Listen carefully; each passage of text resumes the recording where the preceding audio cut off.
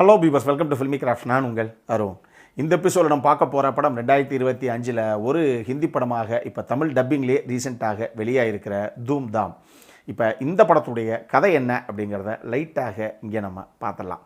படத்தில் நம்ம கதாநாயகனுடைய பேர் வீர், கதாநாயகியுடைய பேர் கோயல். இவங்க ரெண்டு பேர்த்துக்கும் படத்துடைய ஆரம்பத்திலேயே அரேஞ்ச்டு மேரேஜ் நிச்சயிக்கப்படுது. படத்துடைய ஆரம்பத்திலேயே உண்மையாக யாரோ ஒரு கொள்ள கும்பல் கோடிக்கணக்கான ரூபா பணத்தை ஆட்டையை போட்டு கிளம்பி ஓடுறாங்க. இப்போ அவங்க யார் அப்படிங்கிறதே அப்போ நமக்கு காண்பிக்கப்படலை. நேராக கட் பண்ணால் கதாநாயகன் கதாநாயகி ரெண்டு பேர்த்துக்கும் ரெண்டு வீட்டை சேர்ந்தவங்களும் உட்காந்து நிச்சயதார்த்தத்துக்கு ரெடி பண்ணிக்கிட்டு இருக்காங்க. அதாவது கல்யாணத்துக்கு அப்படின்னு சொல்லி எல்லா விஷயத்தையும் ரெடி பண்ணிக்கிட்டு இருக்காங்க.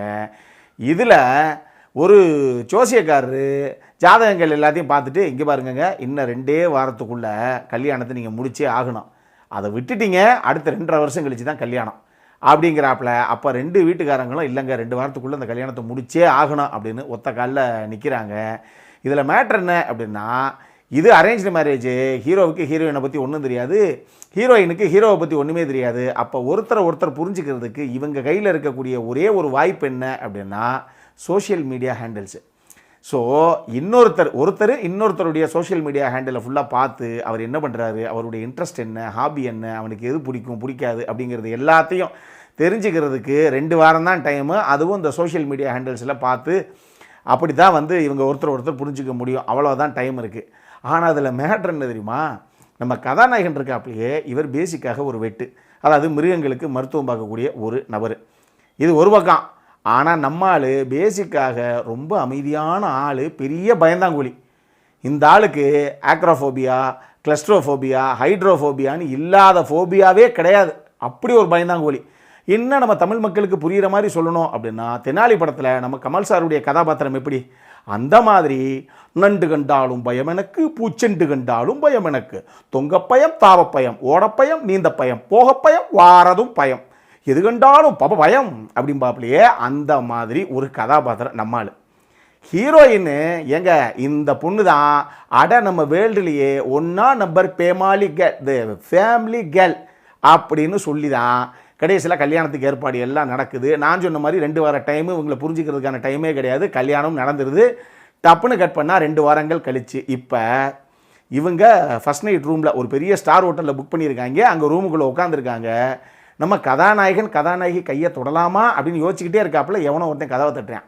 யாருன்னு போய் இவர் எந்திரிச்சு போய் கதவை திறந்தா 2 பேர் துப்பாக்கியும் கையுமா நிற்கிறாங்க. அப்புறம் சார்லி எங்க அப்படிங்கிறாங்க நம்ம கதாநாயகன் கிட்ட. சார்லியா, யாரா அந்த கமலா அப்படிங்கிறாப்புல நம்ம கதாநாயகனு.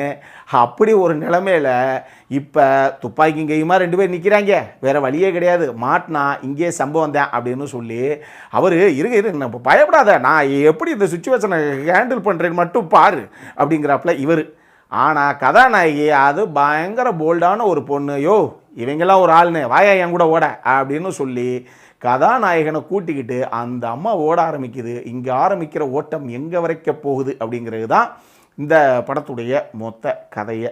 இந்த படத்தை பொறுத்தளவுக்கு முதல்ல அந்த லீட் கேரக்டர்ஸ் 2 கதாபாத்திரங்களும் எழுதப்பட்ட விதம் செம்மையாக இருந்தது. பிரதிகாந்தியும் சரி, யாமி கௌதமும் சரி, 2 பேருமே என்னுடைய ஃபேவரட் பர்ஃபார்மன்ஸு. ஆக்டர்ஸுங்கிறத விடுங்க, 2 பேரும் ஃபினாமினல் பர்ஃபார்மன்ஸு. நல்லா நல்ல ஒரு பர்ஃபார்மன்ஸாக நல்ல பர்ஃபார்மன்ஸை கொடுக்கக்கூடிய ஆர்டிஸ்ட் இவங்க 2 பேருமே. அதில் ஒரு ஹஸ்பண்டை கூட்டிட்டு ஓடிக்கிட்டு இருக்க அந்த தருணத்தில் ஒரு பில்டிங்குள்ளே போகிறதுக்கு முன்னாடி யாமி கௌதம் டக்குன்னு நின்று ஒரு செகண்டில், இவர் பெண்களும் மனுஷங்க தான், எங்களுக்கும் ஒரு சுதந்திரம்னு ஒரு விஷயம் இருக்குது, எங்களுக்கு நிம்மதி பீஸ்ஃபுல்லான லைஃபு, சேஃப் அண்ட் செக்யூரிட்டியான லைஃபு அப்படிங்கிறது எல்லாமே இருக்குது, எங்களுக்கும் ஒரு ப்ரீத்திங் ஸ்பேஸ் வேணும் அப்படின்னு சொல்லி மூச்சு விடாமல் ஒரு சிங்கிள் டேக்கில் ஃபெமினிசம் பேசக்கூடிய அந்த ஒரு சீனில் யாமி கௌதம் செமையாக ஒரு ஃப்ளோவில் ஸ்கோர் பண்ணிட்டு போயிட்டே இருப்பாங்க அவங்க. அதே மாதிரியே ஒரு பேச்சுலர் பார்ட்டி ஒன்று நடக்கும். அந்த பார்ட்டியில் நம்மளால் பேசிக்காக ஒரு பயந்தாங்கோலி, எதுவுமே பண்ண மாட்டாப்புல, யார்கிட்டையும் அதிகமாக பேச்சு கூட வச்சுக்க மாட்டாப்புல. அதில் ஒரு டாக்டர் வேறு இல்லையா, அந்த மாதிரி ஒரு ஆள் அவர். ஆனால் அந்த பார்ட்டியில் நம்மளால் போய் இருங்க 15 மினிட்ஸ் எப்படி இதை நான் ஹோல்ட் பண்ணுறேன்னு மட்டும் பாருங்கள் அப்படின்னு ஸ்டாண்டப் காமெடி பண்ணலாம் அப்படின்னு போவாப்புல. இவரை காமெடி பீஸாக்கி அனுப்பி விட்ருவாங்க. இப்போ வேறு வழியே கிடையாது, அங்கே மக்கள் எல்லாம் அந்த ஆர்ப்பரிப்பில் இருக்காங்க, வேறு வழியே கிடையாது, எதையாவது சரி பண்ணி போய் சமாளிக்கணுமே அப்படிங்கிறதுக்காக அந்த கதாபாத்திரம் அவ்வளவு செட்டிலாக பயந்தாங்கோலியாக இருக்கக்கூடிய ஒரு கதாபாத்திரம் அந்த கேரக்டருடைய டிரான்ஸ்ஃபர்மேஷனை பர்ஃபார்மன்ஸில் கொண்டு வந்திருப்பாப்புல பிரதிகாந்தி. ஆக்சுவலி ஒரு சிம்பிளான சீனுங்க அது. ஆனால் நான் சொன்ன மாதிரி ரொம்ப பயந்த ஒரு நபர், கூச்ச சுபாவம் இருக்கக்கூடிய ஒரு நபர். அவர் முதல்ல எப்படி விருப்பம் இல்லாமல் அந்த கூச்சத்தோடு அந்த விஷயத்தை பண்ணுறாரு, கொஞ்ச நேரம் கழித்து எப்படி ஒரு ஃப்ளோவில் அந்த கதாபாத்திரமாகவே மாறுறாப்புல வச்சு பிரிப்பாப்புல அந்த சீனை. அதெல்லாம் ஒரு சின்ன சீன், பட் அதுக்குள்ளே பர்ஃபார்மன்ஸில் அந்த ஒரு வேரியேஷனை காமிச்சிருப்பாப்புல பிரதீக் காந்தி. அட்டகாசமான ஒரு ஆர்டிஸ்ட் பிரதீக் காந்தின்னா நிறைய பேர்த்துக்கு இன்னமும் தெரியல. ஸ்கேம் 1992 த ஹர்ஷத் மேத்தா ஸ்டோரி யாரும் மறந்துருக்க மாட்டீங்கன்னு நினைக்கிறேன். அந்த படத்துடைய கதாநாயகன் தான் நம்ம பிரதீக் காந்தி. அவர் தான் இந்த படத்துடைய ஹீரோ. சூப்பராக பண்ணியிருப்பாப்புல அவருமே. இதுபோக இந்த படத்துடைய ஒரு சில காட்சி அமைப்புகள் செம்ம அழகு.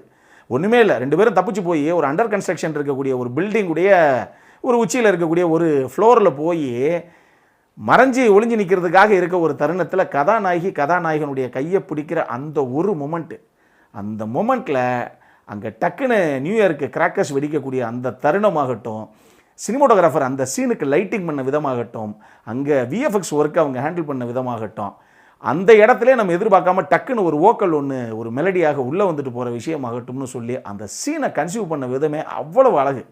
அதுலேயும் அங்கே ஒரு சில வசனங்கள் வைக்கப்பட்டிருக்கோம். பொதுவாகவே இந்த வாயில்லா ஜீவராசிகளான மிருகங்கள், அனிமல்ஸ் இருக்குது பார்த்தீங்களா, அதுங்க யாரையுமே ஜட்ஜ் பண்ணுறதில்ல. நெட்டையோ குட்டையோ கருப்போ சோப்போ அவர் பணக்காரரோ ஏழையோ அவங்க எதிர்பார்க்கறது வெறும் அன்பு மட்டும்தான். அதுக்கு திருப்பி அன்கண்டிஷனல் லவ் அவங்களும் திருப்பி கொடுத்துருவாங்க. அதனாலேயே மனுஷனை விட மிருகங்க கிட்ட தான் நான் மனிதாபிமானத்தை பார்க்குறேன் அப்படின்னு கதாநாயகிட்ட சொல்கிற ஒரு வசனம் ஒன்று இருக்குது. இந்த ஒரு சீன் ஆகட்டும், ஒரு செக்யூரிட்டி அவருடைய ஒய்ஃபு, நம்ம கதாநாயகி 4 பேரும் உட்காந்து சாப்பிடக்கூடிய ஒரு சீனில் ரொம்ப மீனிங்ஃபுல்லான ஒரு சீன் அது. அதில் அந்த செக்யூரிட்டி அவர் ஒய்ஃபும் பேசும்போது சொல்லுவாங்க, இங்கே பாருங்கங்க, ஒருத்தர் புரிஞ்சுக்கிறது அப்படிங்கிறத விட எப்போ ஒருத்தருடைய குறைகளை இன்னொருத்தர் ஏற்றுக்க பழகிறாங்களோ அதுதான் ஒரு அழகான தாம்பத்தியம் அப்படின்னு பேசக்கூடிய ரொம்ப அழகான ஒரு சீன் அது. அந்த சீன்லேயே டப்புன்னு ஒரு டைமிங் காமெடியாக நம்ம பிரதீக் காந்தி ஒரு சீனை சொல்லுவாப்புல. இவருக்கு பிளேட்டில் சிக்கன் வச்சுருப்பாங்க, இவர் சட்டுன்னு ஒரு செகண்டில் ஐயோ நான் வெஜ்ஜு இதெல்லாம் நான் சாப்பிட்றதில்ல, ஐம் அன் அனிமல் டாக்டர், உங்களுக்கே தெரியும் இல்லையா, I can't eat my own patients you know அடிமாப்பில் டப்புன்னு. அது சரியான ஒரு டைமிங் இது.